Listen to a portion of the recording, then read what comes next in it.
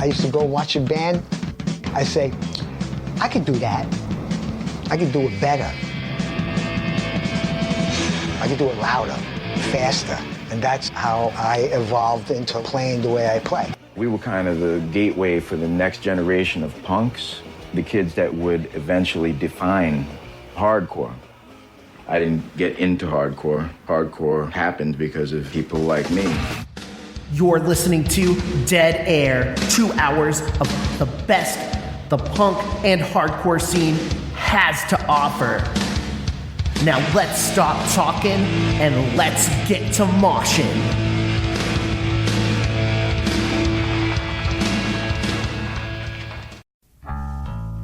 Where is justice for Leonard Peltier? Where is justice for the Western Shoshone? Where is justice at Big Mountain, Arizona? Where is justice?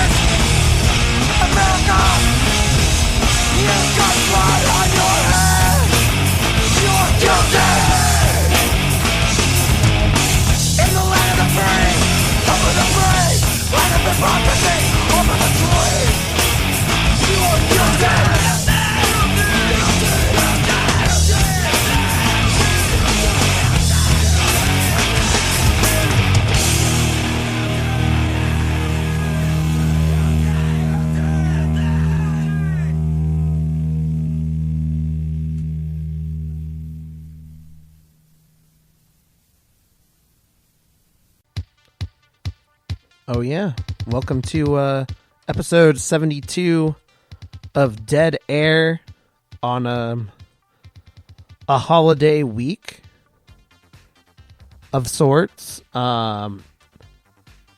We started off with a song I usually play on a mosh giving, which I have since retired. Used to be kind of a all locals thing, but a couple things have happened. There hasn't been enough new. There's been plenty of new shit, but not a lot of shit that, a lot of one-offs in the Pacific Northwest, like a demo and a couple shows here and there. Not enough for me to be like, really, it was a celebration of Northwest hardcore. It's not that I don't. Sorry,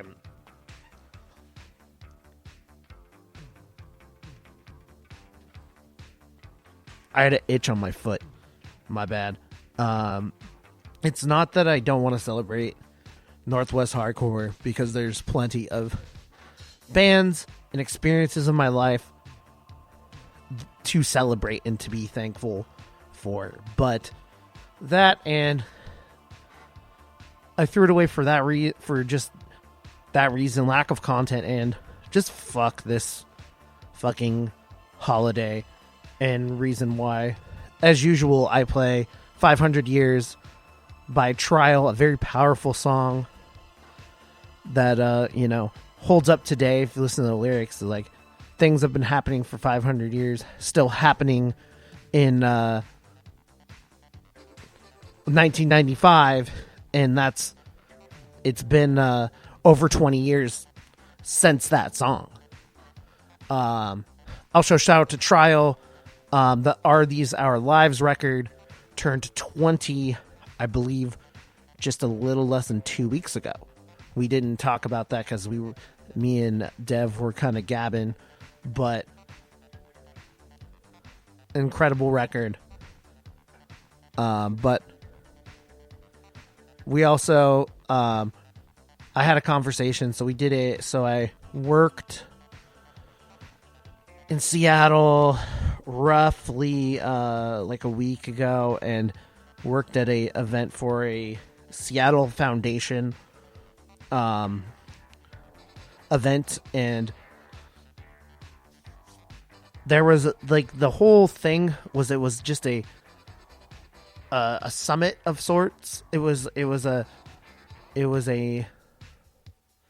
just fall summit. I'm sure, like, if you look in Seattle Foundation, there's plenty of background, but it was super vague.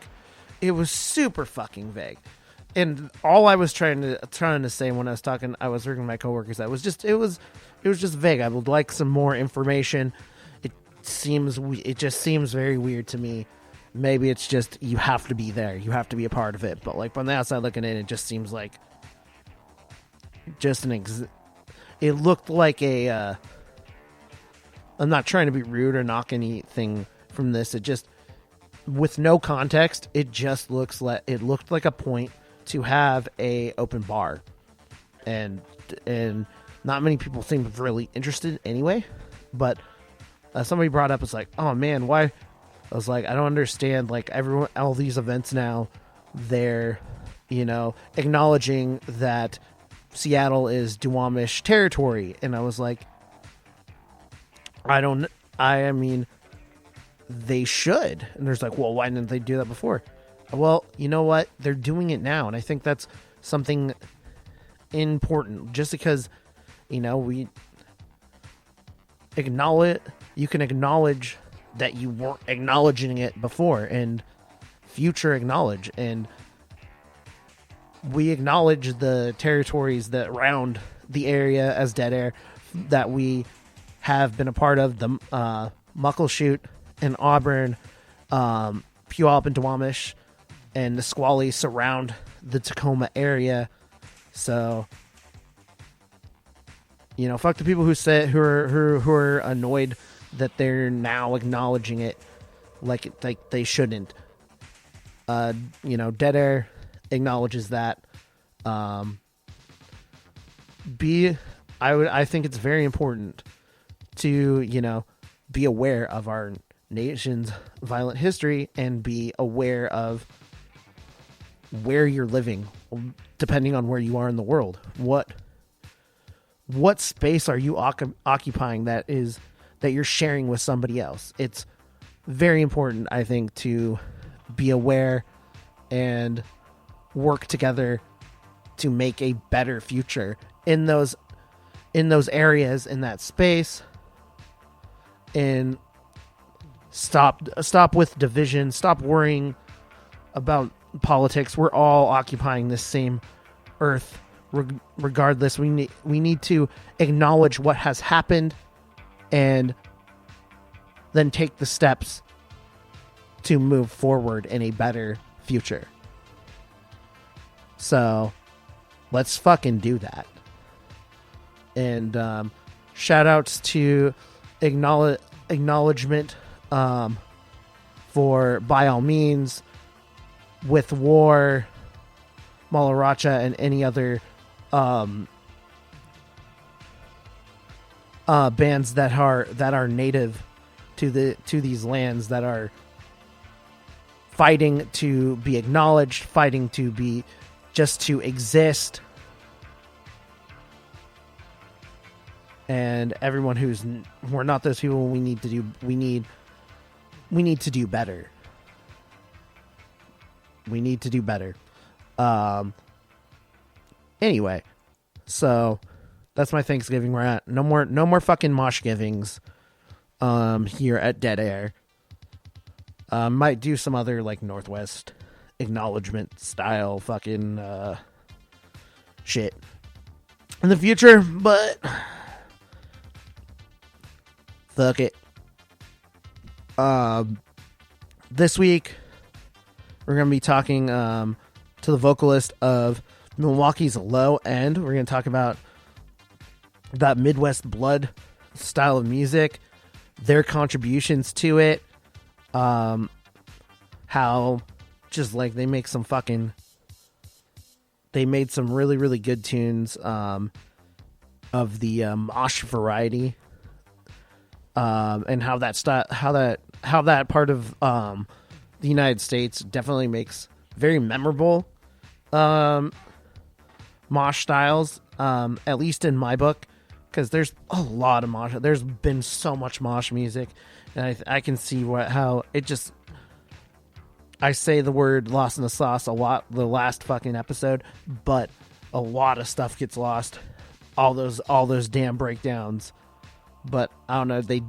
These bands like Low End really do something for me, and their delivery is well received and catchy and memorable in my book.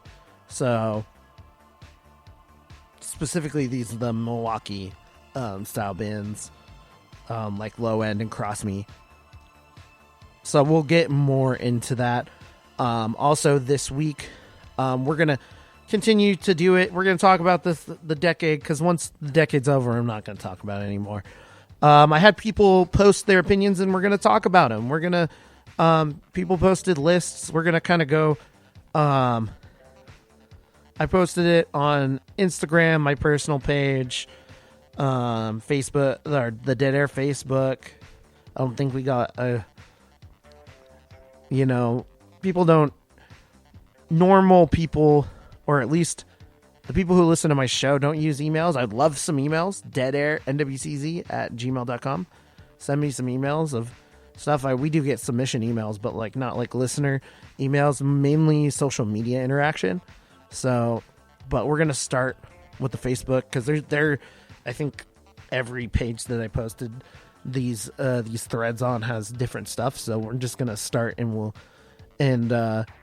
get into that in just a little bit. But we're gonna play some new music from a band called Rat Race. I believe 2 weeks ago we played Trapped by Lies. They had a new promo, and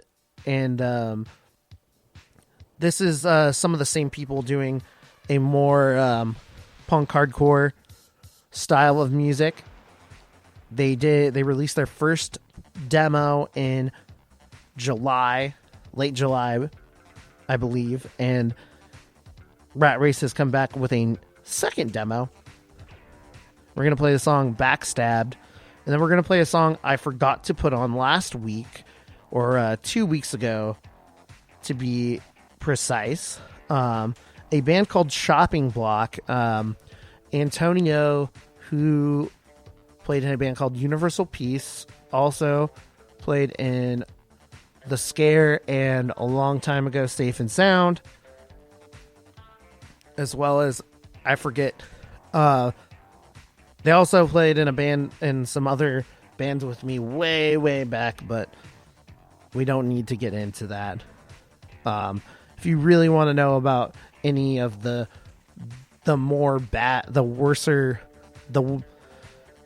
bad bands of my past, you can send me a goddamn email if you want to know that bad. deadairnwcz@gmail.com. If you really want to hear some music to really darken your day. So Antonio put out a demo from a band called Shopping Block. Believes to be more than likely a Northwest band. There's not much information to go off of. They posted on their Instagram. First stuff in at least 2 years, at least, like musical project, I believe. Like I said, there's not a whole lot. The punk, hardcore, aggressive youth crew style. It was recorded by Cameron Heck, who did a lot of the mid in the middle of this. He did the Singled Out, Red Scare, Lower Species. He recorded all those up in Mukilteo. This is also mastered by Will Killingsworth, who studio shares the same name as this show. He also Will definitely has mastered a lot of records of this variety too. So got a little bit of a monopoly going on with mastering punk and hardcore records.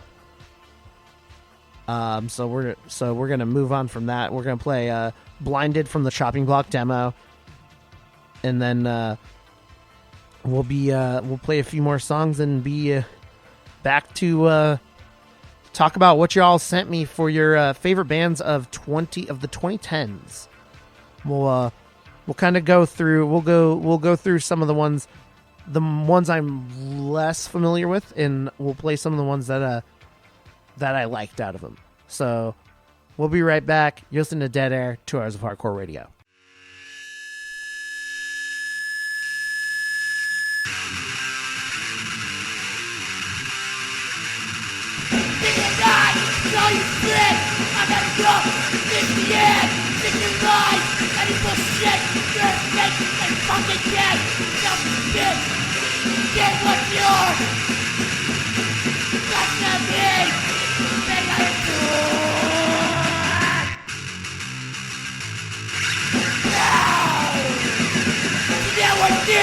You should do it! Realize you're a fake motherfucker! I take your words, sound like it's true! Why not tell me what you fucking can't do? Selfish bitch! Get what's yours! That's not me! They are yours! But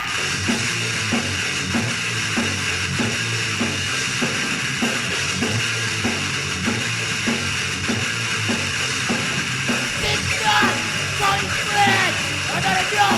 It's the end! Thinking you're right! And you feel shit! You're fake and fucking! Yeah!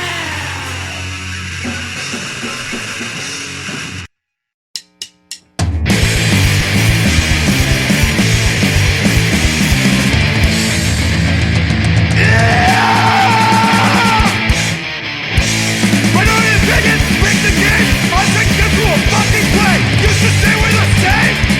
Now I'm taking it back! Minority opinion, break the game! I'll take you to a fucking play! You should stay with the same! Now I'm taking it back! Your fucking answers are so fucking cheap! Life must be good when you're dead! Only look for from the top of the heap! You only see what you wanna see! What's up, motherfuckers? This is Deadair Moshpot telling you to check out the brand new Deadair website now.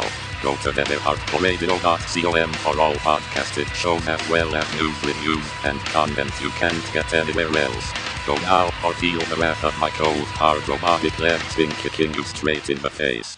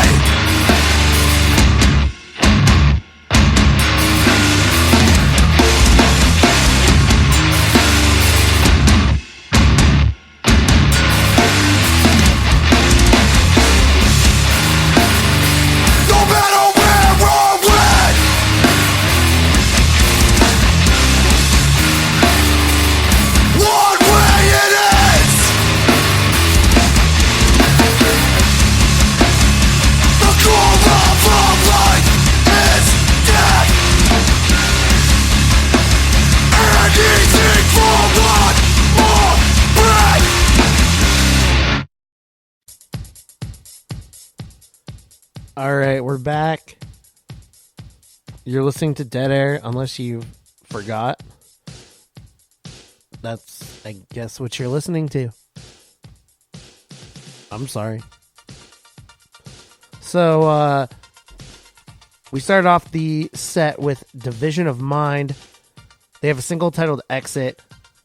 It is their first full length on Triple B Records. We talked a little bit after I was done talking with Dev last week. We talked about just like Triple B monopolizing hardcore and putting out. They might be putting out a little too much. I want to hear your input on that. Is Triple B going too fast, and are they? I wish no ill will on them whatsoever because I love this record label, but do you think they're going to get burnt out? deadairnwcz@gmail.com. But I think this band makes some interesting heavy music, and I think it fits perfectly on Triple B, and it was very smart and good that they picked up this band. Following that is Downpresser. They have a record coming out. Hold on, and right before that, December 6th is when the new Division of Mind record comes out. But moving on to the new Downpresser record, The Long Goodbye. The first full length in 6 years. Picked right back up where they left off. And I say that in the best possible way. There's a lot going on. A very, very fast, calculated, hard, heavy, hardcore. And I'm interested to see what the rest of it sounds like very well. It's recorded by Taylor at the Pit as normal. Santa Barbara Hardcore. Great live band. So it's time to talk about the records that we got sent to us for picks for the 2010s. So we're going to be talking about this the next few weeks. We've been talking about it, and I wanted to start with some records that I'm not as familiar with, and I listened to them over the last few days, and I'm going to give my thoughts. So we're going to start with Kevin White. He's in the band FCon. He also works at the venue right across from where I work up in Seattle. So shout out to Numos crew. Shout out to FCon. Shout out to Kevin. So a few, there's going to be some here that I've never heard in my entire fucking life until now. And some that I came back to see if I would care about it. So here we go. So Kevin's picks for this decade of the 2010s. We got Clowns with their 2015 record, Bad Blood. What do I say about this? It's not what I normally would go to, but as far as this type of has a little bit of pop punky, a little skate punk. Somebody said some little remnants of like leftover crack, which would maybe a while back, like 10 years ago, I would be all up on, but it didn't age well for me. But this specific record, I could see myself. It has to be in a specific mood, personally, to listen to this band. But it is good for. I could see myself not being mad about listening to it on a like for Tony Hawk Pro Skater. And I wanted to fact check a little bit. They are from Melbourne, Australia. And as I can see, they're very fucking popular in their neck of the woods. Punk, hardcore, a little bit like I would say way more punk than hardcore. There's definitely hardcore remnants, but not like, I guess, the punk and hardcore I would associate as go-to punk hardcore. But that being said, I was surprised to say that there were some really catchy moments in this record that got me being like, if I put this on and put on Pro Skater 2 or something, which I also heard was they're going to refurbish again the early Pro Skater games, which is, I hope they don't fuck it up. If they put something like this record on, as like a reboot of new music, I would not be mad whatsoever. So that's my review for the Clowns Bad Blood record. If you're down with that, if that style of punk and hardcore, I would definitely check it out. It was a complete unknown to me until this week. Converge, The Dusk in Us, which is their 2017 record. Hold up, I'm trying to fuck me over. Oh, what the fuck? Sorry. I hate looking down at my phone and then seeing that thinking there's a message when it's a goddamn TikTok. It is fucking stupid. So The Dusk in Us, I'm gonna say it right here. Love it. We're gonna. How do I want to go into this? So, The Dusk in Us, the 2017 LP from Converge. Good record. A little bit of, it feels like I've been taken back a little bit to some earlier in the 2000s Converge. But All We Love, We Leave Behind was by far my favorite.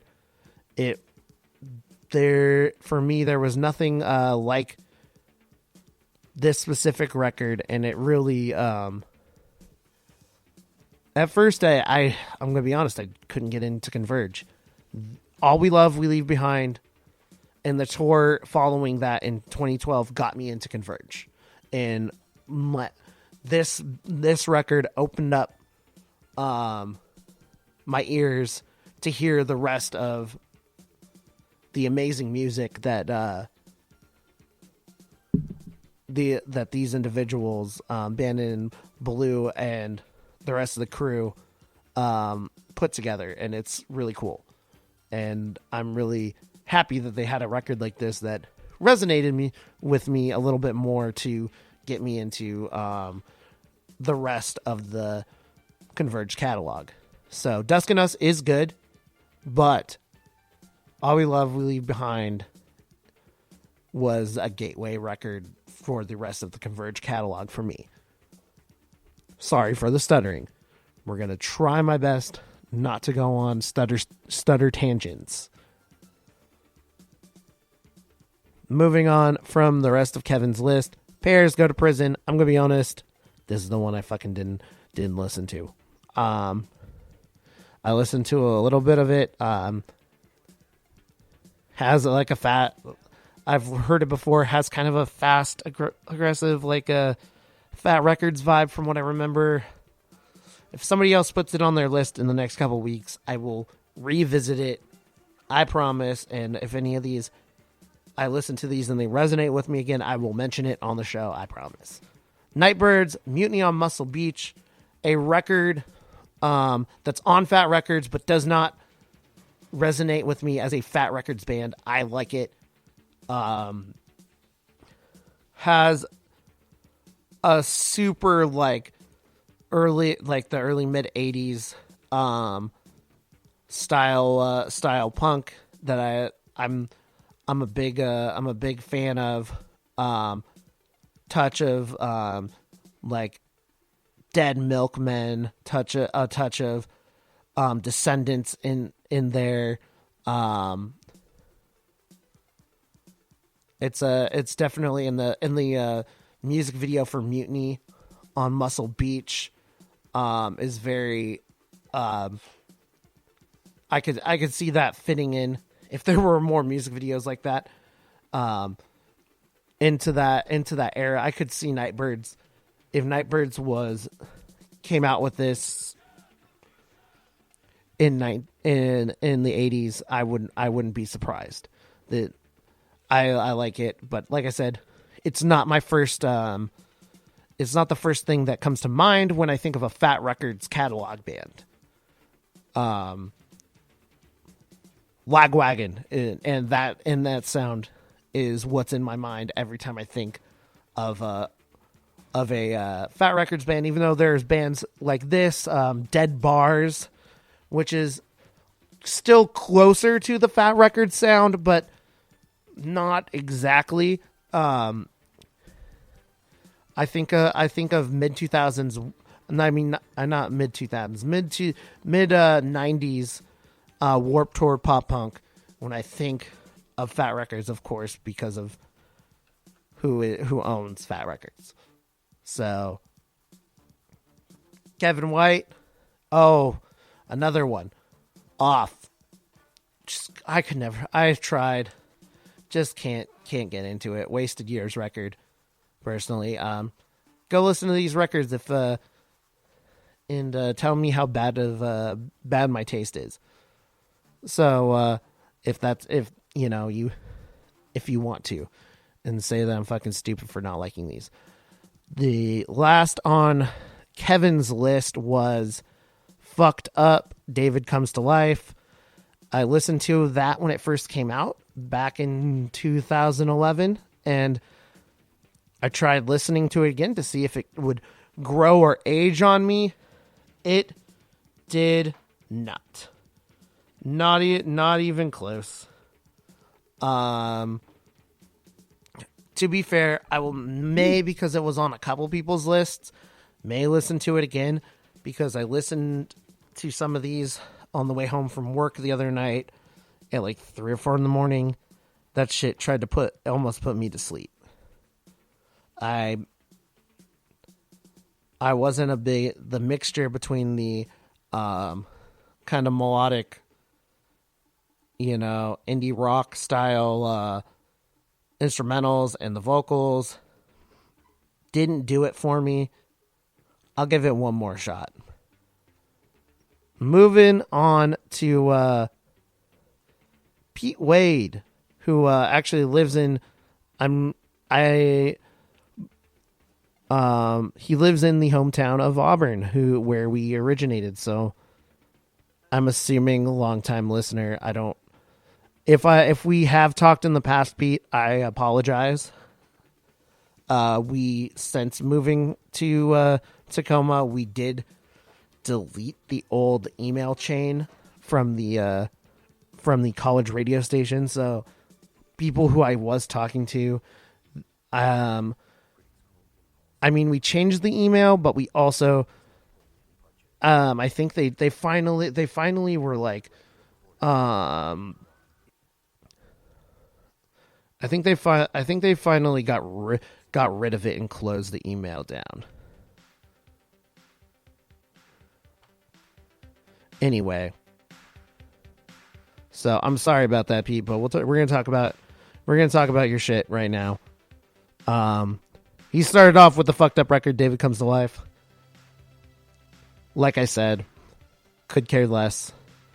At the moment, maybe I'll try it again.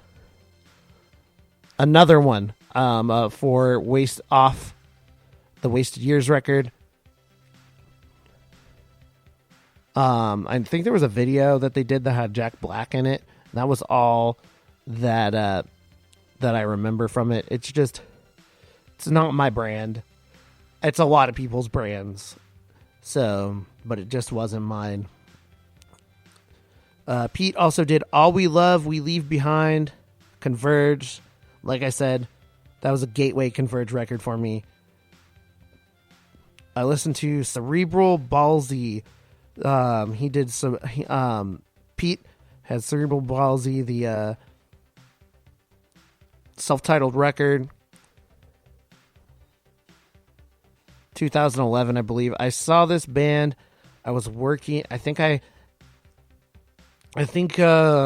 was it? Me and some friends helped do a volunteer at the Viaduct in 2010, and this band played. And the only thing they told me was, this band played on Adult Swim, and I was like, interesting. There was not many people there. New York band, from what I remember. Punk, like I said, but not my brand of punk. I tried listening to it again. Did not resonate with me. Following that is the Mesthetics, which is a band with members of Fugazi. It is. For me, it sounds like a post-rock band, but do I dare? I don't want Fugazi to come to my studio and tell me that I mislabeled their bands. Not that Ian would give a shit. It was on Discord Records, and it's described as jazz punk jam. I'm not in the art punk world enough to know, like, I'm sure not many art punks listen to my fucking show, to be honest. And if I ever become an art punk in the future, I apologize for how uneducated I was. But it was a Discord release on in 2018. Definitely, I could let me put it on as chill music while I'm listening to because I do like some instrumental, some post rock. Let me put it on for some background cleaning music and see what it does for me. Following that, Burn Burn Burn, the Have Fun record, probably the best, in my opinion. The style of pop punk sometimes misses me, but this Seattle / Tacoma band, I think this might be their best output so far. And check them out. Generation Decline, Nothing Left for Us. Name's been around in the world of Pacific Northwest hardcore and punk for a very, very long time, and it has completely missed me. I haven't checked it out. I haven't given it a chance. That's all my fault. So I apologize, because I know there's a lot of listeners who like this band. So I will do better in the next decade. One thing I got to give it to them: they're consistent. I see their name enough to where I should know more and do more. So we got next. We got Cameron. He posted a lot of ones that we talked about last week. Code Orange, I Am King, and Forever. We didn't talk about the Forever record last week, but I Am King did a little bit more for me. Forever's not bad. Like I said, I like these records performed better than listened to. Terror, Live by the Code. Did not give this as much of a listen. The Walls Will Fall EP on Pure Noise. It might be my favorite Terror release of this decade. And then we got Punch, Nothing Lasts, and They Don't Have to Believe. I really love Punch. It takes me a while.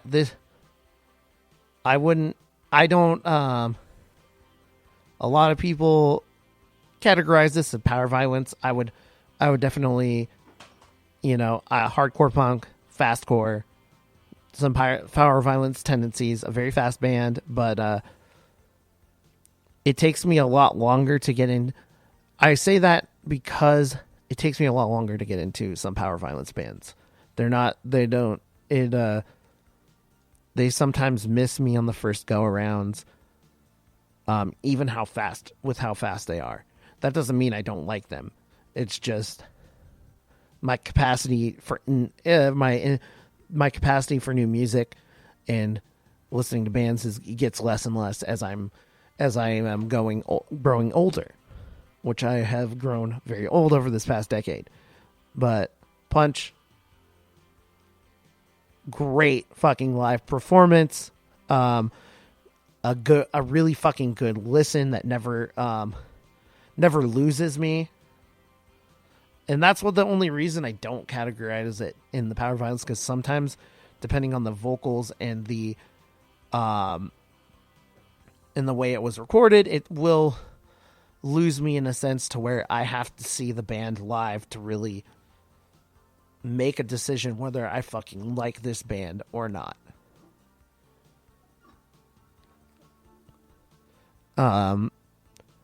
Moving on from Zabalba. Everybody should know how I feel about this fucking band by now. Completely misses me. People love this band. I've played with this band before. I've seen this. I've been to shows where this band has played countless times. I have friends who love this band. And I know a lot of the members of this band are really fucking down to earth and nice people. Does not discrediting them as musicians. It just doesn't resonate with me. This style of music just doesn't. If I'm gonna listen to this style of music, I'm gonna listen to Entombed.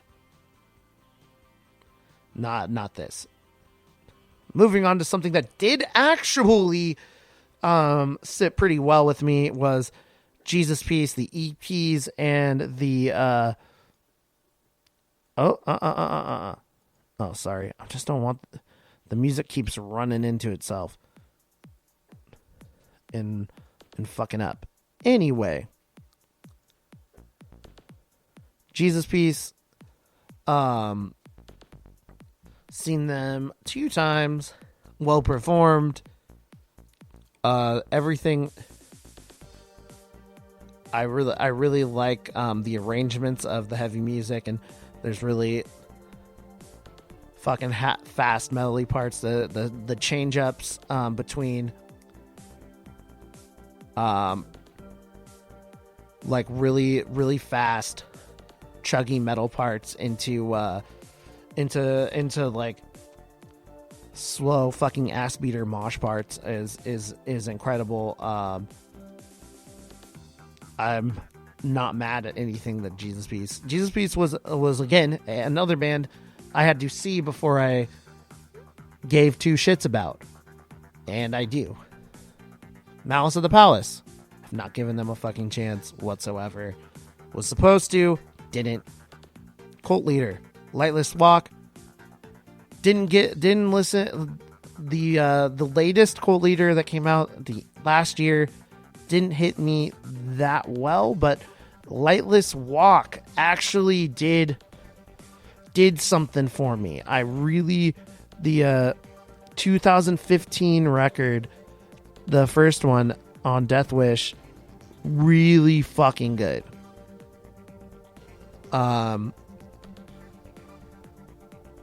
This is another style of music, the crusty, the metalcore with hints of crust punk, a little bit of grind in there. That sometimes misses me, but then I really got into the vocals. This has a vocal style that really resonates with me. With like, it's very sharp. It really cuts through the music and has a lot of depth and personality to these metal style music. I may have to listen to Gaza again. Gaza missed me when I first heard them. I think the first time I saw Gaza was 2011, and some dude who's like 400 pounds almost fucking destroyed my like 120 pound friend who was like a tiny person. So I didn't give them as much of a listen. People who are listening out there, you need to keep me accountable for things that I need to go back and listen to. All right, moving on. Harm's Way, Isolation. I've grown to like it more and more over time. Nails, all albums. Yes. Spine, Faith. I want to give this some more listens.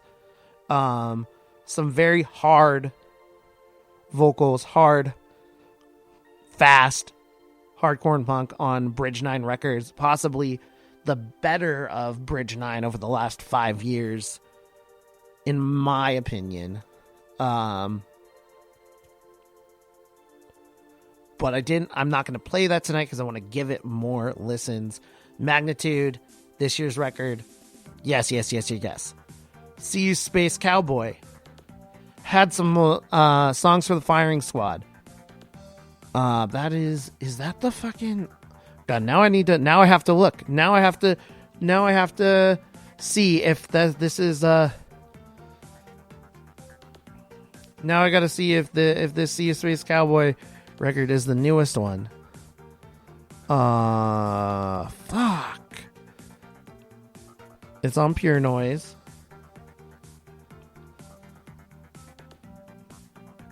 Fucking me up, you all are. Well, no, I'm fucking myself up. You have nothing to do with my issues.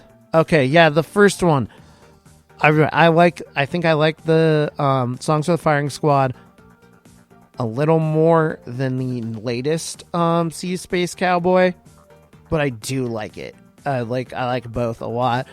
I'm really digging on the newer record the melodic parts. Rotting Out, Street Brawl in the Wrong Way. We've talked about this a few times. Yes. You fuckers. Sorry. I'm just like, the music keeps on the background music tries to fuck me up. Why are you doing that? Anyway. Sorry, guys.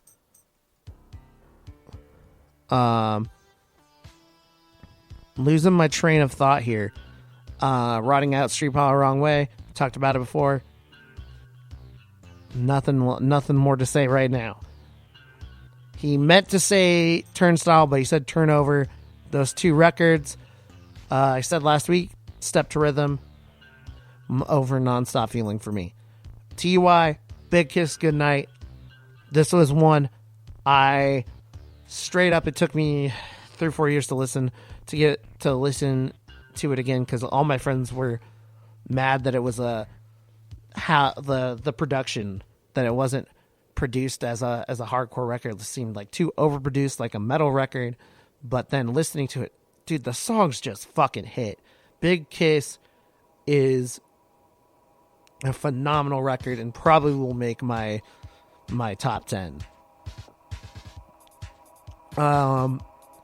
The earlier record, Wrist Meets Razor, I Talk to God, But the Sky is Empty. I really, it's the earlier stuff is a little bit different, but I know a lot of people like the earlier Wrist Meet Razor a little bit more. I will give that more listen in my catalog. Minority Threat, CMF, and Demo. Possibly another one that will make my... did I say Minority Threat? Minority Unit. I don't know if I said Minority Threat. Minority Unit, CMF, and Demo. Probably will make my top 10.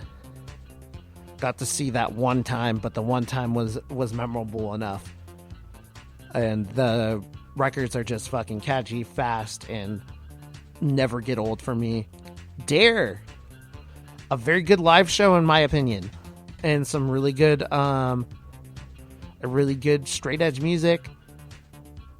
I don't know if it would make a top 10 for me, but I really like it. I fuck with it. And then at the bottom of this list, we got Busted Outlook, Not Defined by Violence. Did not listen to this band as much in their short-lived career, if you want to call it that. Roughly around for 3 to 4 years tops.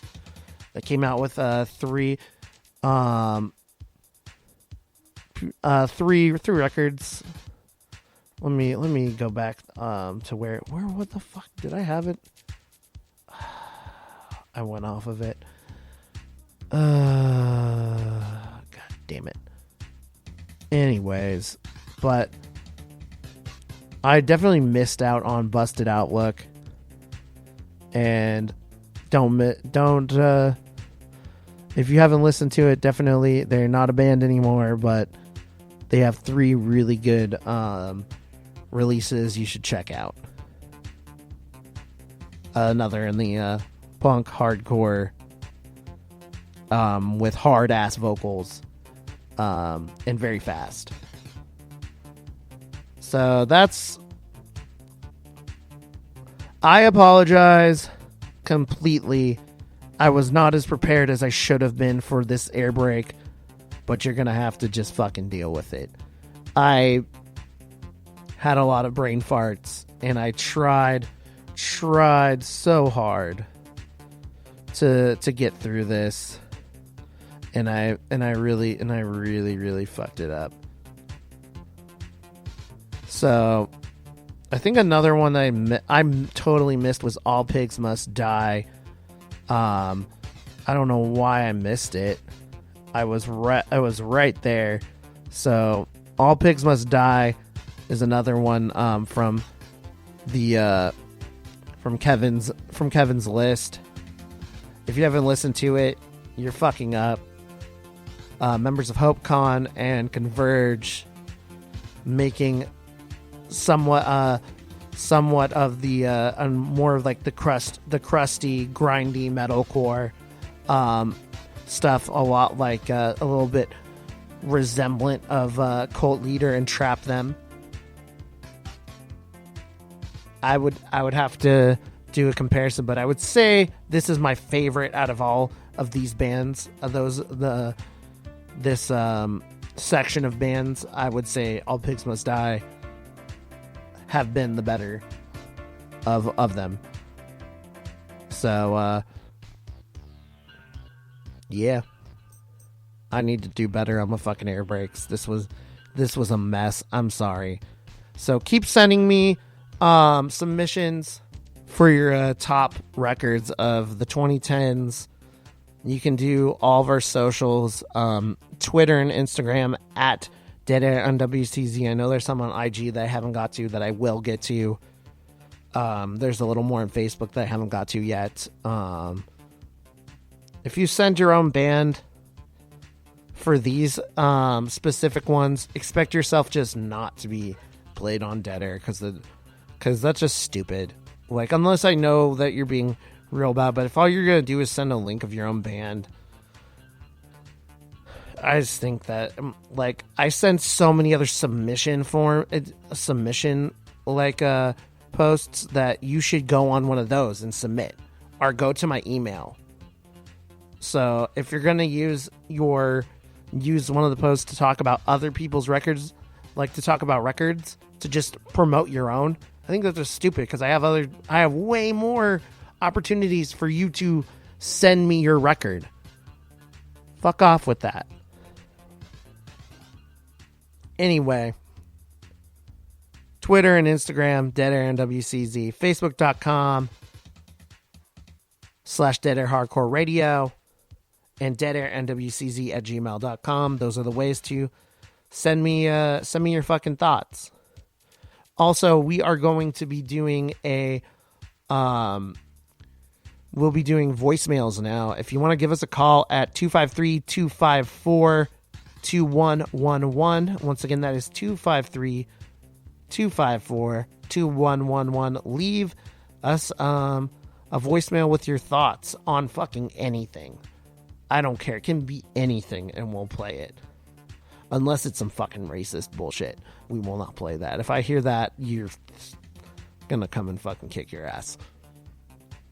Anyways, we got a interview to get to with Low End, and we'll be back.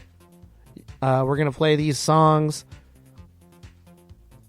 and that'll be pretty much the show for the most part. We're gonna play All Pigs Must Die with the Blessed Void, Cult Leader, the Sorrower, the Cult Leader. Wow, I'm really fucking up. Cult Leader, the Sorrower. That's hard to fucking say. Then we got Punch with Do It Yourself, Converge, Aimless Arrow, and Busted Outlook, Self Surrender. Then to that fucking interview, hear someone else talk, not just me. Be back, Yost and Deadair, Turtles Hardcore Radio.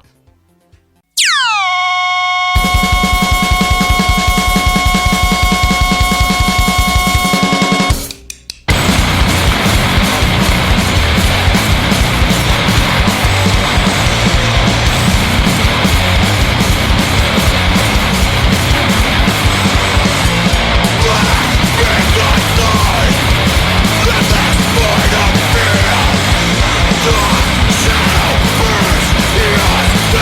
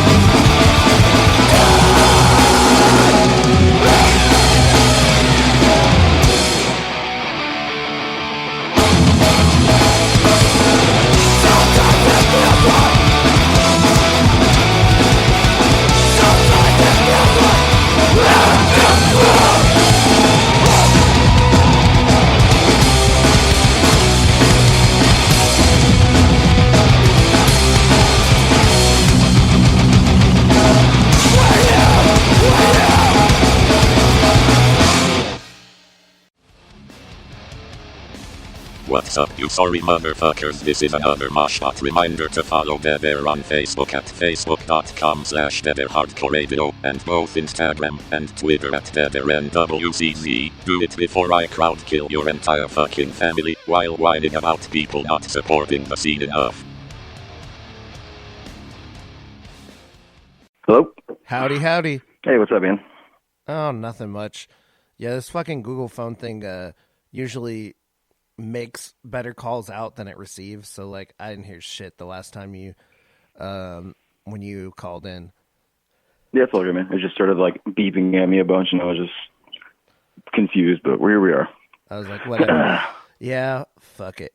So how are you? How's fucking, where you guys are, based on Milwaukee, but, where do you live in a suburb, outskirts? Where are you located at? Pretty much all of us live, like, in the city of Milwaukee. I'm, like, kind of right near downtown. It's fucking 30 degrees out, and it's windy as hell, and it's terrible. Dude, I fucking bet, like, the only, like, we have it, but the only thing that, like, in the Northwest that we got is, like, being, like, close to the ocean and kind of being, like, in that kind of area that controls it to not be fucking, like, absolutely horrible. But I assume that you guys have it fucking rough. And yeah, the winters aren't fun, for sure. God, was Milwaukee in that fucking polar vortex? Oh, dude, yeah. It was like cold.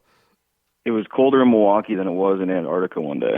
Oh, that's so fucking, like, I saw the, like, all the shit of people, like, throwing fucking coffee out on the sidewalk, and, like, instantly goddamn freezes, and I'm like, y'all are gonna fucking die. Like, it reminds me of that. Yeah, dude.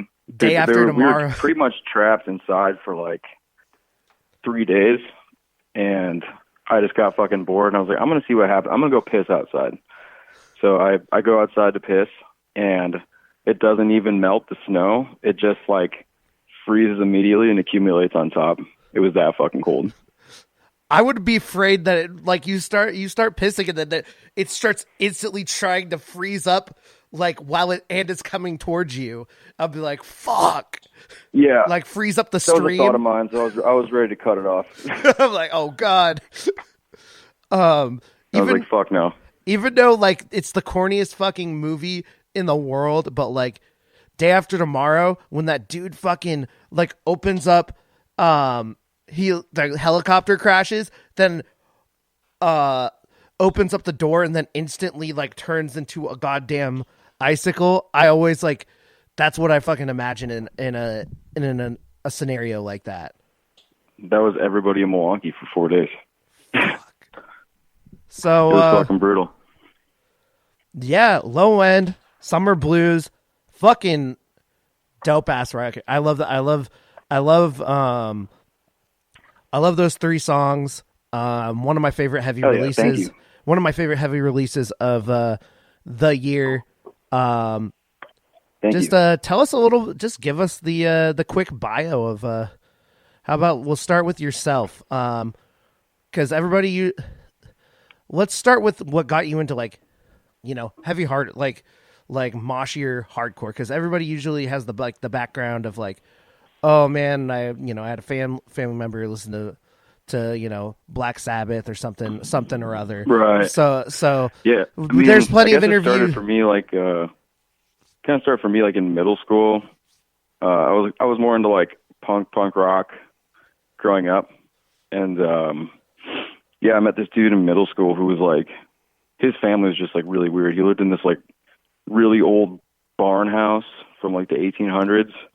And you walk into his, like, family living room, there's, like, a massive Slayer poster as like, the centerpiece. And there was just, like, skull heads everywhere. And I was like, this is fucking weird. But that dude showed me, like, Slayer, Pantera, like, a bunch of, like, black metal bands and death metal bands. So I kind of, like, got into that stuff early on. I was, like, more into metal. And then probably, like, when I was 16, 17. I started going to shows. I wanted to play in a band, and I joined up with my friend Jake, who we played in a band together called Smash. It was like our first hardcore band. But yeah, I listened to stuff like Terror. I think that was like the big entryway band for me. It was like, I think I was going to see like Hatebreed or whoever, and I kind of realized that they were just kind of the same thing. It's like there's a lot more bands like that. So but yeah, we started Cross Me shortly after that, like right when I was like 18. And we toured off that for like 4 years, probably something like that. And then we slowed down, and then we were all in Stone as well. But Stone was like it was a weird scenario. Like we were all us and Cross Me and Expire were on tour together in Europe, and one of the dudes from Expire comes up to me and just goes like, "Yo, like Expire's breaking up. I want to still do a band." And I was like, "Okay, word." Well, at the time, like Cross Me, we were just touring a lot, and some of us were just burnt and getting shot. So we kind of both decided like Expire was going to end, Cross Me was going to just slow down, and then we just did Stone for a while. And if you have the internet, you know what happened with Stone. But yeah, we did Stone for a minute, and then we had like 15 songs written. And after that whole situation unfolded, we were like, well, do we want to do another band with these songs, or do we just want to like chill for a minute? And we just decided like, let's just fucking do it. So we just broke apart songs that we liked and riffs that we liked, and we just made Low End. And I guess the way that, because I play guitar in all those bands, but the way that I ended up singing was like kind of left field. We were trying to find a singer, and we just could not land on anybody. We were just at practice one day, and I was just like, all right, well, I'm going to try it, and if it sucks, just tell me to shut the fuck up and sit down. And I did, and then they were just like, well, if you were a guy trying out, we'd say that you were way the fuck in. So I guess we just rolled with it. Yeah, and it's been cool ever since. Like I would definitely say out of all the groups, like especially in your like in that area, in that wheelhouse, like I feel like you can feel like a continuation of Cross Me, in especially in Summer Blues more than the previous material. Yeah, I think like the first EP that we put out was mostly stuff that we had done already. Just songs that we had written for a while with Stone that never got the chance to be released. Summer Blues was more like kind of the same thing, but more so what I was saying before, like where we were taking not just songs, but we were just taking like riffs and ideas that we had from before that there was like roadblocks on, or we never got to finish, or whatever. And yeah, I feel like it was like a little bit more, I don't know, it sounds douchey to say, but it's like a little bit more mature. You know, we were kind of just like sat on these riffs for years, so it was cool to be able to kind of like throw them out there. And yeah, I'm glad people have been into it. It's been fucking fun. Like, I think one thing that you guys have honed that some bands like don't is just like how to pack a good song into a really. You guys are good with time lengths. Like there's so many like bands that like could do it if they like their songs would be better if they cut their song at that 1:45 or that 2-minute mark, but they keep going. I feel like you guys have good control on what you're doing. Like the song lengths are perfect for me, especially for someone who listens to a ton of music submissions throughout the week. Like it really makes me happy when there's like it like keep this that kept my attention the whole time. I mean runtime is like what, like 5 minutes, like for those 3 songs. But that's kind of what we strive for. And I appreciate you saying that. We just kind of strive for like, we don't really want to write short songs necessarily. We don't go in there with the mindset of that, but like when I'm writing or when we're writing together, it's like we want just every part to be impactful or catchy or I just want to get in, get the fuck out, and don't have anything that lingers that doesn't really need to be there, And it's like kind of unintentionally calculated like that, if that makes any sense. Like we're all ADD ridden, get bored of things really fast. So yeah, we're just like want to write music that kind of reflects that, just like high energy, no bullshit stuff.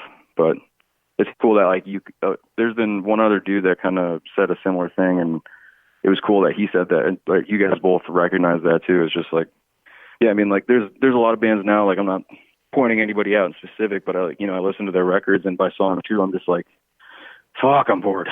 Like the things are just lingering on that don't need to be there. And, part of me, that's just the old guy coming out. But like, I don't know, I feel like you go back to like, I like punk music too. You go to a lot of punk music. It's the same thing. It's just fast, aggressive, get in, get out. And that's kind of like what we're going for.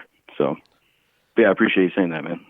Absolutely. And I think, and it's like, other, podcasts, other people will say this, like this year, there's been a lot of music that, especially in this genre, that has come out from sure. all over the place. Yeah. So like, it's good to have, I'm not saying, like you said, if you can put another minute of interesting shit onto a song, by all means, fucking do it. Because there's plenty of songs at the 3 to 4 minute length that don't lose me at all.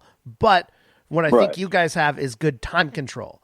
It's like, all right, this is where we're gonna stop because I can't see another part after this. This is where we're just gonna fucking end it, instead of, oh man, let's we're at 1:30. Let's just let's noodle and put some more random shit after this like cool ass. Yeah, fucking man. If it feels right, it feels right, man. Just gotta fucking cut it.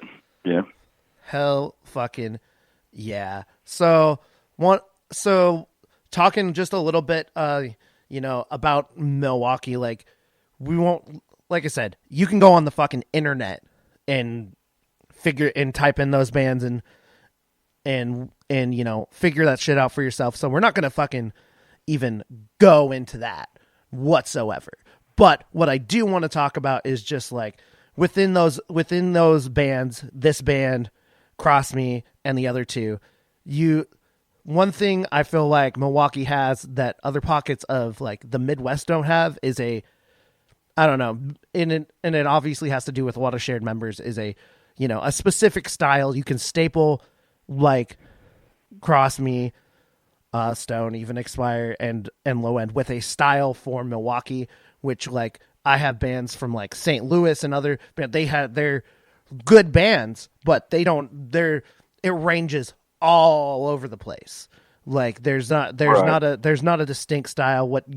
So like in one I feel thing, like at least for the bands that I'm in, but yeah, I feel like you could say like they all kind of have like a certain sound. I've heard people say that before, like there's like a Midwest sound, and I think people tie that to like some of my bands in like Band Life, because we just really like Pantera, and that's pretty much it. So we love New York hardcore, we love like metal like that, like Obituary, Pantera, Slayer, all that stuff, and I feel like all of that kind of blends together in our music. Plus, it's like just geographically where we're at. We're dead center of the country, so like, you go to the West Coast and there's people that only fuck with West Coast bands, and their music reflects that, not in a bad way, like,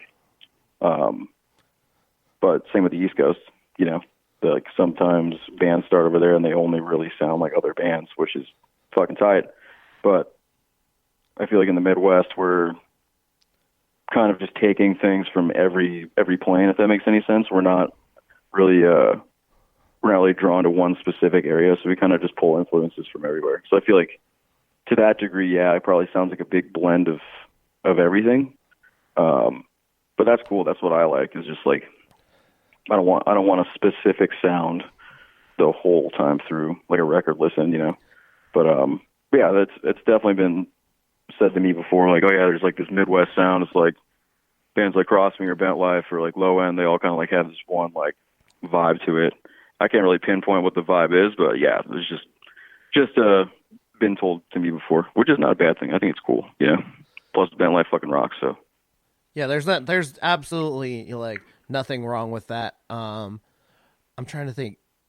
Were you guys were you and Crosby around like 5 years ago, 2014?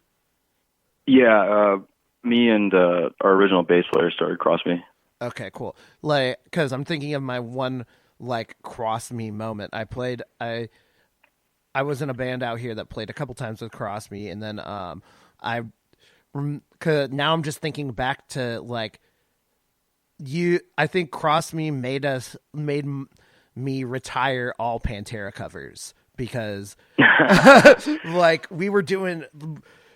I don't know what it was about that fucking year, but we were like, hey, my band was like, let's cover Strength Beyond Strength. Then every fucking band, like for some reason that had some sort of metallic like influence, came into town and would cover that, and then we'd get on like, fuck, we need to stop playing this song. I don't know what it was about specifically 2014, but I think I fucking grabbed them. I like, while you guys did your cover, it was in fucking Bremerton. I thought someone was giving me a mic grab, so I was like, I just started singing, but then I turn around. It wasn't because it was a mic grab. It was because I was like singing, and I turn around. I like start singing the Pantera lyrics, and there's just fucking some losers like fucking getting into a fight. So I was like, oh shit, okay, yeah, I'll sing this song. And then I turn around, I'm like, oh fuck, never mind. I think I remember that. Fucking, you're in Seattle region, right? Yeah. It was. Was that a tour with Blistered, or was that, who was that with? Oh fuck. What's that band? Vulgar Display. Oh yeah, that was so long ago. That's crazy. Yeah, that's fucking funny, man. We always love playing Seattle. Like it's like one of my favorite places to play. It's fucking rad. The shows there are sick. Rainfest was like, in my opinion, the coolest fucking fest. It was just the heart of Seattle. Everybody just went and hung out. The vibe was so sick, and the shows are awesome. And yeah, Seattle's the shit, man. No, yeah, when it's good, it's good. It's been chill. So it's been a little bit chiller these days, just because a lot of people have just like been growing up and doing like the adult shit. But like, right, when we do all come together for the case with everywhere. Yeah, when we do come together for a show, it's like still fucking great. That when Magnitude came through, it was like everybody was like in high school in their early 20s again. Like, and it was just fun. So that's always I feel like a good vibe. I feel like fucking it's kind of the case everywhere, like as far as, you know, the ebb and flows of scenes go, but I feel like right now we're at a really bizarre time where, you know, fast forward even like 5 years ago, like 2014, 2015, like bands were touring a lot more, and it was a lot more of a necessity to tour. But now I feel like now that the internet is way more of a thing, and you have just like a following for your band without really doing a lot of playing shows, you know? Yeah. It's kind of made scenes die down a little bit, and it's made scenes rely on like their locals a lot more. And yes, I mean, it's kind of the case everywhere, like even in Milwaukee too. Like we'll have shows still, like there's still packages that come through, but it's, you know, few and far between. There used to be shows between here and Chicago, like pretty much every weekend. And but yeah, ever since, you know, the rise of the hardcore internet, so to speak, yeah, it's, you know, big cool packages or even like mid-level packages are kind of few and far between. But I'm starting to see like a little bit of a revival of that, like younger, hungrier bands just getting out and getting after it, you know, which is fucking sick. But yeah, you know, old guys will be old guys. They will stay at home. But so, like I said, without going too far into it, just like talking about like just the two other like bigger Milwaukee bands, did that with those bands, kind of disappearing, did that bring a lull to the scene in your area? Because I know for sure because it's a hard thing to talk about, because like we in Seattle we had like Champion and all that shit, and like it's hard to, like, I've talked to it with a couple of Northwest people, it's hard to deny like the influence of music, like even of a band you don't want to talk about, had on a fucking scene, like Right. I mean, I still will tell people, like, if the situation's brought up, like, minus the whole Zach Deere thing, like, me and him lived together. We played in bands together.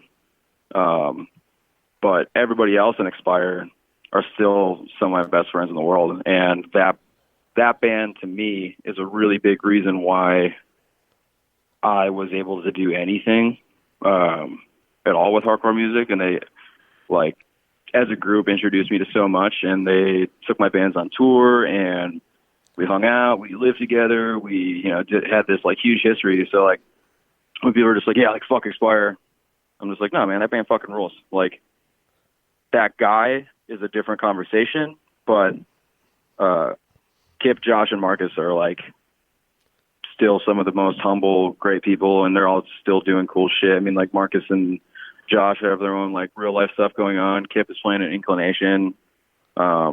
Yeah, it's which is fucking one of the best fucking bands out there right now. I fucking love that band. Yeah, that band rocks. It's cool to see like all those dudes who I've known like prior to Inclination just pretty much being like either like grinding their ass off on tour or just like playing in Louisville bands, minus Isaac because Knock Loose is a thing.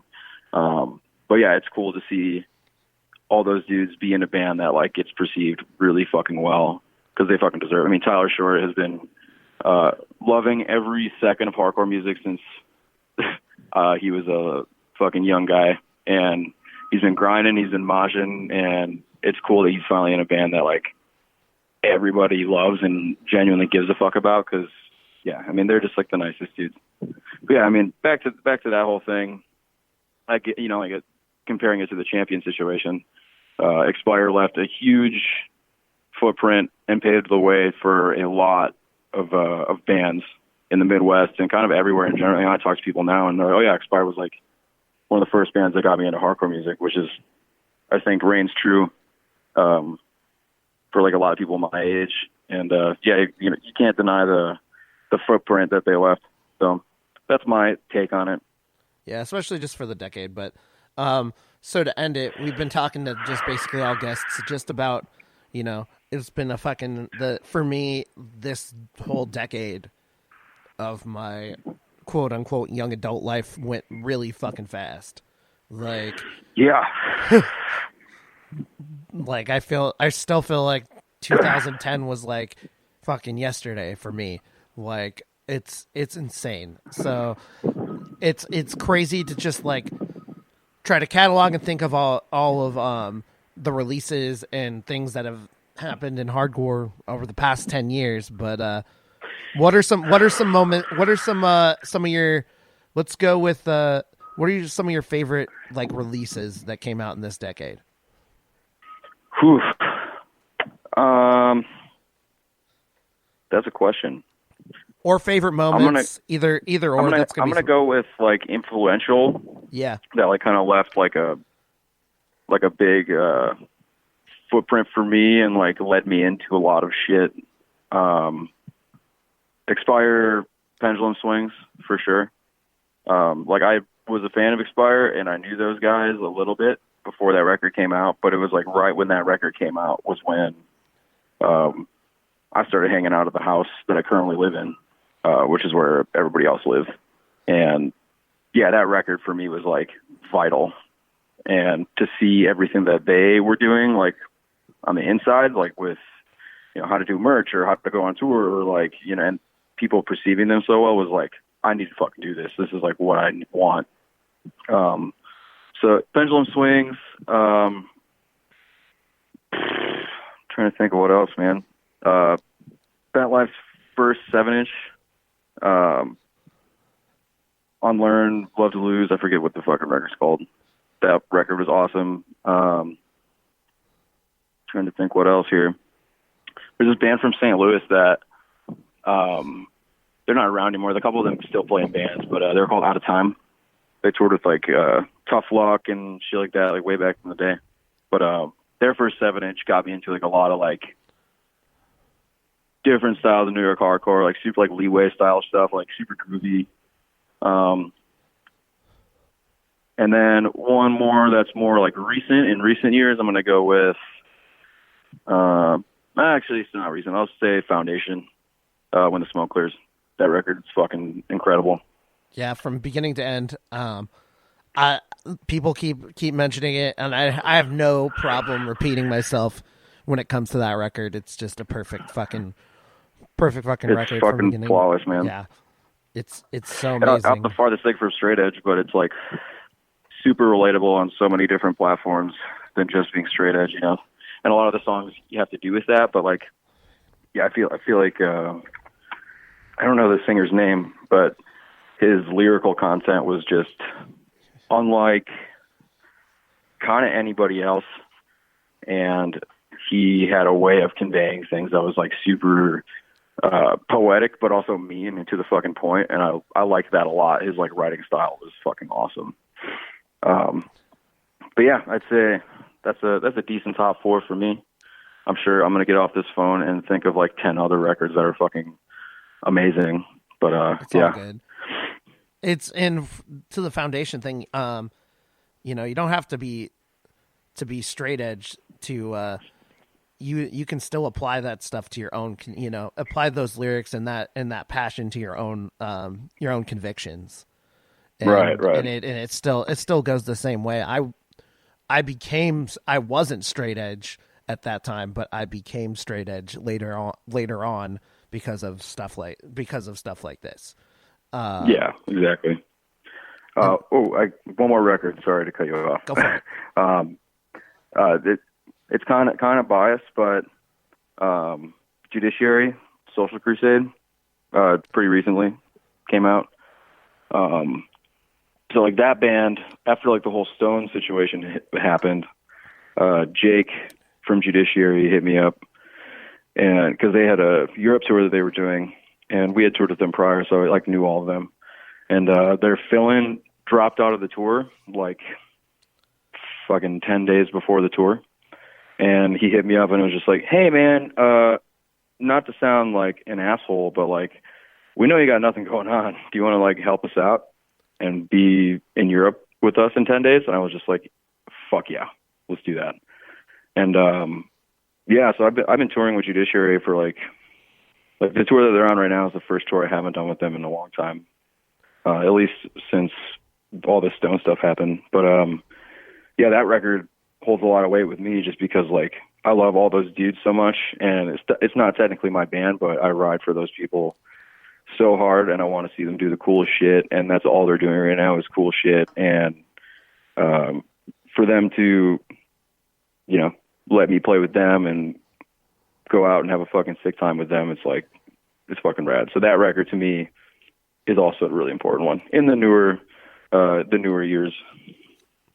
Yeah, they definitely deserve it. I remember like their first full length was awesome, but it was kind of attached to like a label that wasn't really doing shit at first. Like, right. That was with some people from out cool here. They did Closed Casket. Yeah, and then they did that. I was like, that's more fitting. I'm glad, like, because like when I listen to that record, I was like, this deserves way more than what it's getting right at this moment in time. And then fast forward to now, and the band is definitely getting what they deserve for, you know, the time they put in and the style of music that they're doing. That's, you know, fucking amazing. Also back to, just reeling it back to Expire. That record was a fucking gym jammer for me. Oh, for sure. Yeah. It fucking rocks, man. Still. So yeah. So with Low End, like, what's up next? I'd love to hear a fucking full length with what you have, like with what you got going on with Summer Blues? Yeah, that's kind of like what the vibe is. We're kind of chilling right now, just riding at home. Yeah, we're just trying to like crank out as much as possible. A couple of us are doing a couple more bands, just like keeping busy. But yeah, we're just riding, and then we have I booked this show in Milwaukee that's happening on the 7th. It's just like a bunch of homies. It's going to be like a charity show. It's a food drive. Some of the money's going to the Women's Center in Milwaukee. But that would be cool. Other than that, yeah, we're just riding our asses off and doing LDB and figuring it out. But yeah, we're mostly just trying to like not just pump out a record, take time and like break it down and just make it as sick as possible. Yeah. I forgot about LDB. I'm looking up that lineup right now. So that is It's gonna be nuts. LDB. It's February 7th and 8th in Louisville. Oh fuck. Terror, Bitter End, fucking Fiddlehead, Inclination, Cruel Hand, Goddamn Bent Life. Oh my god. That's fucking some good shit right there. It's going to be a nutty time for sure. I'm super excited about it. That oh yeah, that newer band Reign of Salvation is going to be opening up for that. That'll be cool. Yeah, I think we're playing some shows with them, or at least around the fest. So that'd be sick. That band rocks. Dude, all some of the fucking like best bands out right now are on that festival. That's awesome. That's fucking like a lot of the bands that you even just previously like mentioned. That's damn. I want to go. I got no goddamn friends in fucking Louisville. Come out, man. It'll be cool. It's like I was texting Ryan, who books the fest, the other day, and we were just shooting the shit. And I was like, dude, because I've pretty much played the fest every year, and me and Ryan go like way back. He used to actually live in Milwaukee, and I was like, dude, remember the first year? And he's like, dude, we were just talking about that. The first year, the pre-show of the fest this year will have more people attending than the first year of the fest in itself, which is fucking crazy. I assume so. I have to look back on on those other lineups, but that's this lineup just for the first day alone. Bitter End was one of my favorite like heavier bands when I was in high school, and I'd love to see that band, especially being like it looks like they're the headliner for the first day, and then also Inclination. Fuck, you should roll out, man. It's flights to Louisville, pretty fucking cheap. I assume that's a good point. I assume that there's not much else going on in Louisville with an exception of fucking Knocked Loose. Yeah, and Knocked Loose is crushing it right now. But their scene is fucking awesome. It's definitely kind of paving the way for a lot of Midwest bands, you know?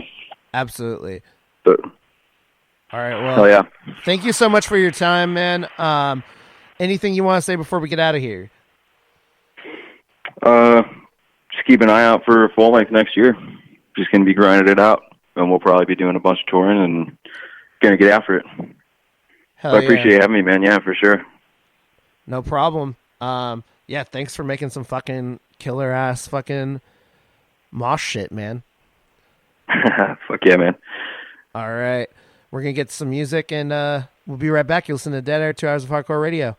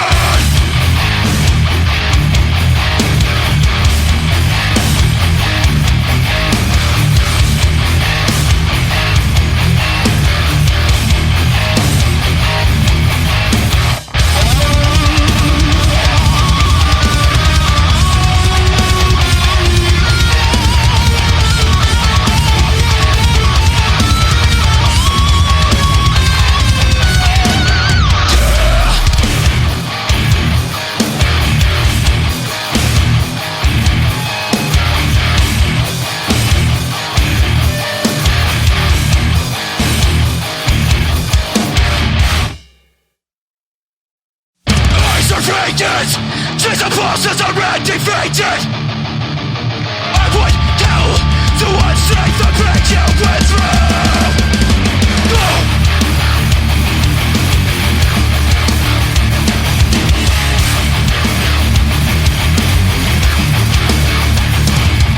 See your face when I'm alone without a sense of placement. I would kill to have one more day spent with you. So say you too, and every wish you try to get out. Clean your life like the machine I can't unsee. So say you too, and all the tools they put down your throat. Silence has a loudest ring I can't unsee. Eyes are vacant, stars set heavenly sedated. Ancient roads want to help, but what can I do? Go! Try to talk you to the heavy hurt. Man with silence, not a word. So say you choke, and every word you try to get out. Clean to life on the machines I can't unsee. So say you choke, and all the tubes they shut down your throat. Silence is the loudest ring I can't unsee.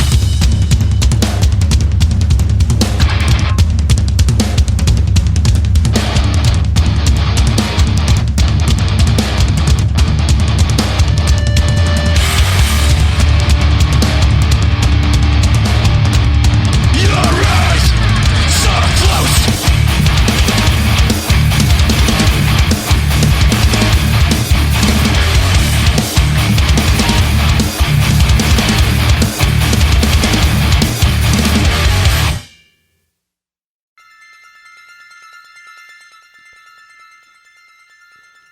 All right, finishing this interesting experience. I feel like you'd probably rate me lower, but if I rate on air breaks, I would say the first one was a 3.5 out of 5. The second one was more of like a 2 to 2.5. It's just another one where I'm getting very distracted. I really need to write my shit down. So I apologize. I hope you enjoyed the music and the interviews, though. Low End fucking rules. We played 3 songs from them. Like I said, it only goes out to, adds up to 5 minutes. For the Summer Blues promo, which I hope, like I said at the end of the interview, I hope they go on to put this style into a full length, which I think would go over well with pretty much everyone who already likes the band and possibly will like the band in the future. So check that out if you like well packaged, I think perfectly timed heavy hardcore. Not overly absurdly heavy, but just like the perfect amount of heavy for like a hardcore fan and for a hardcore band. So that's it. Shout outs to our fucking stations that put us on every week. NWCZ Radio, Channel 1 at 8 p.m. Pacific Standard Time. Then we got RadioVegas.rocks. You can download the RadioVegas.rocks app. That is every Wednesday at 10 p.m. Pacific Standard Time. Could be changing in the future. And then we have Fridays on Podunk Radio at 7 p.m. Pacific Standard Time, as well as on Ripper Radio, Pacific Standard Time. Both awesome stations that are really big into underground punk and metal. Podunk Podunk has so many good like underground shows that are doing a ton of things, so definitely support that radio station. And Ripper Radio, I posted on our social medias, but they also host a weekly podcast for us. They put this show, if you're listening on Spotify, you can thank Ripper Radio for doing that for us, because I sure as hell am not doing that right now, and I wouldn't be able to do it right now I wouldn't be able to be on Spotify right now without Ripper Radio. So big ups to Ripper Radio. And then we have purerockradio.net.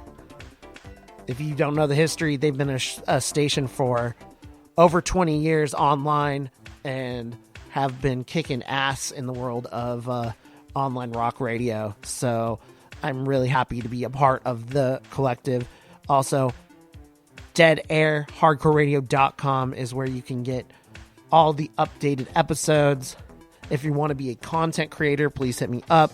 I could use some new content creators for reviews and to keep the site just new every week. I really could use that help, so please, please, please hit me up. If we have talked about it and we just never got around to it, I really want to get around to it. So we played Spineless, By the Throat, and Unsee from that Summer Blues low-end record, and we're going to play new music from Vatican, Soul Impulse. Their new music, they have a new full-length out right now. They are taking over, I think, the place of what Zayo has been. Zayo still does music. I think I want to talk more about that on another episode, but they really have, you can see a little bit of the Zayo worship in the right way, and I think they're taking that spot for this generation of metalcore listeners as a new possible Zayo. I don't know if they want to look at that way. I don't know if that offends them, but in my world, that's a real fucking good thing, because I love everything that Zayo does. So we're going to play that song. Have a good and safe holidays from wherever you are and wherever you're going and wherever you're traveling. Stay safe out there. I hope you have a good time, and I see you guys on the next episode of Deadair. Peace out.